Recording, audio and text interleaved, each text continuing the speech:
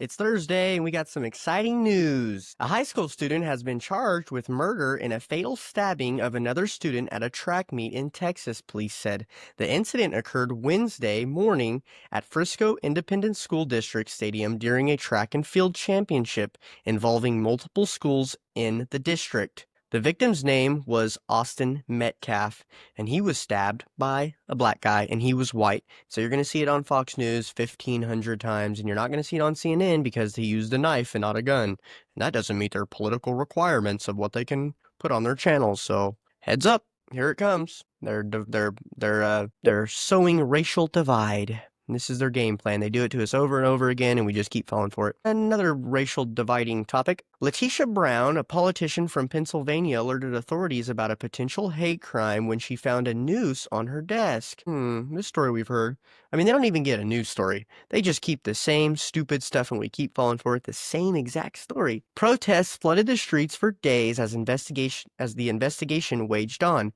Then, randomly, Letitia miraculously asked police to drop the investigation and that she wants to drop all the charges. But it was too late. They had already conducted that she was indeed the one who placed the noose on her own desk. Wow. Remember Jussie Smollett? I mean, they're just doing the same old thing over again. My goodness, you just can't even believe it. You know, all the protests. What's crazy is like all the protests, more than half of them were all white people trying to be like, this is wrong, which rightfully so. God bless them. But man, can you believe that? Israel is now threatening Turkey, which is a member of NATO. This comes after Turkey seeks to establish air bases in Syria. Israel claims that this would be an act of war. Netanyahu is asking Trump to call for NATO to stop Turkey from intervention. What are we going to do? We're going to back our Israel ally, or are we going to back our NATO ally? We'll see.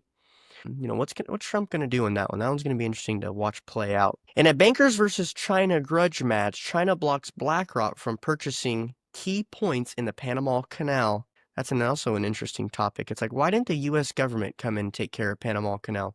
Why are we sending BlackRock to do it?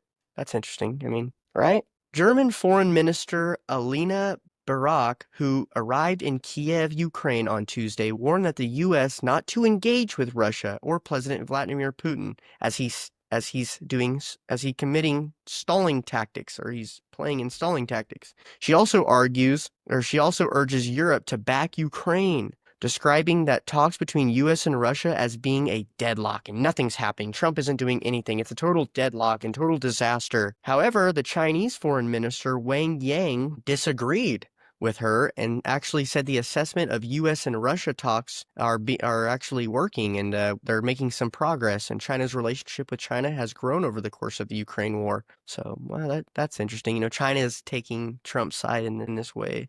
I don't know, maybe it's for their benefit because they have relationships with Russia. I don't know, but that's interesting, right? It's like, no matter what, if Trump has other countries and they get along with us, Trump's not looking out for America's interest. If the other countries don't like what Trump's doing and they're mad at him, oh my God, Trump's throwing our geopolitics down the drain. Our relationships with all these countries is a disaster. We knew this was going to happen.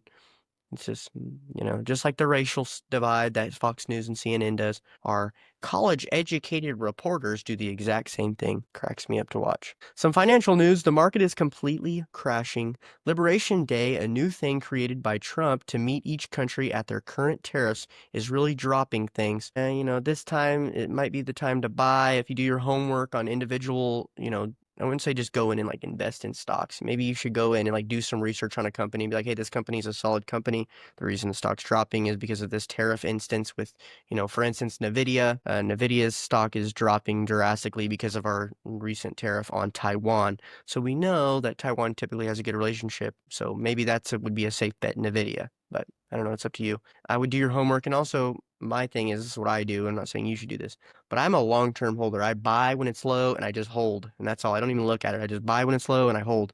And I only buy companies that I actually believe in, like Tesla.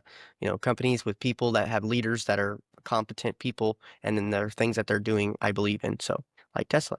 I'm also in Palantir. I got into Palantir during the whole when Trump was running, just because I figured, oh, if he runs and then they start doing all these deportations, well, then Palantir can help them out with that because they use AI technology in order to do that. Now we're finding out that maybe they're not actually helping, but we'll see. Maybe they will later on. Hopefully they do. We have a lot more people to deport, right? Lots more. So, some local news. We have a big fundraiser that's going on for the Kern County Republican Party. It's our one-time per year fundraiser. We do it every year. We don't ask for money any other time. This is the one time we do, and we celebrate Lincoln Day. You know, Lincoln was the founder of our party. He freed the slaves, yada yada. And some of our keynote speakers is going to be Senator Mark Wayne Mullen. He's great guy, tough guy, wrestler. He's a wrestler. He was even an MMA fighter. He comes from nothing, or he comes from a middle class upbringing, and he started his what was it, a plumbing company, and he worked his way up, and now he's a U.S. senator. It's quite the story he has. Congressman Vince Vaughn will be there, and also State Senator Shannon Grove, as well as newly elected Assemblymember Stan Ellis, and Kevin McCarthy might make an appearance as well. So it's going to be a big event. I think it's $250 per ticket, and you can buy, you can do sponsorships and tables. So if you have a business or you work for a business, we put your name on they put your name on the pamphlet, so you can kind of, if you have a podcast or something like that you would like to promote, it'd be a good place for you to go. And you can get your name out there to all the big Republicans that are in town and in Kern County. Kern County is a big red stronghold, and we got to keep it that way. So I think this is a really important event. That's why also, biggest thing is when you purchase a ticket, you get one of these. So that's pretty cool. Make America Great Again hat, but it's Make America Honest Again. So Maha, Make America Honest Again. And it has a little Lincoln hat on the side, if you can see that. See the little Lincoln hat? It's kind of cool. And then on the back, it says Kern GOP 2025. That's that's worth your money right there. I mean, that thing's sweet. It's nice fitting. It's a good hat, good quality. So there's some other gifts that we're going to be having too, gift bags and things like this. It's a good event. I hope you guys can make it. Yeah, like I said, we got to support the Republicans here in town, because some of the big Republicans, they get all the news, they get all the attention, they get all the money, but there's some smaller Republicans that we got to elect too, like school board. Those are very important things that we have to keep fighting for.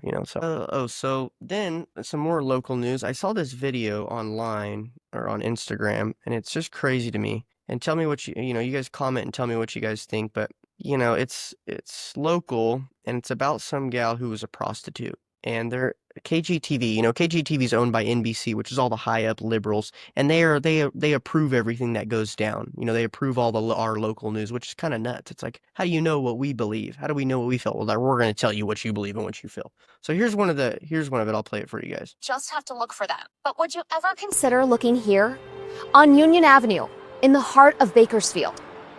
You see, some remarkable women lead businesses. Some raise big money for charities. But some are right here, walking these streets, an area sometimes called the Blade, doing what they feel they must to survive and feed their families.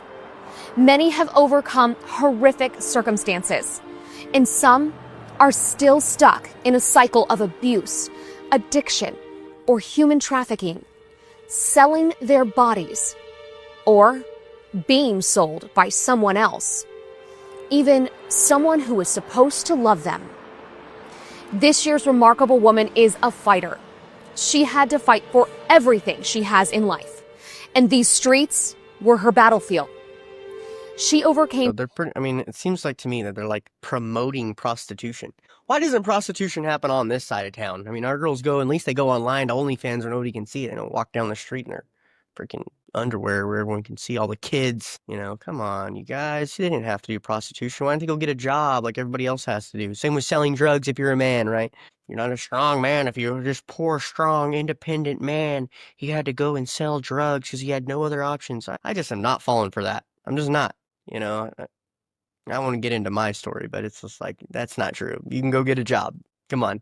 You know what's right, you know what's wrong. Come on, do the right thing. A bit of history. How did the U.S. become a melting pot? Every country has its identity that is tied with a long history of people that share predominantly their race, culture, religion, and customs. Our country is a bit different. We are a nation made up of immigrants from mainly Europe.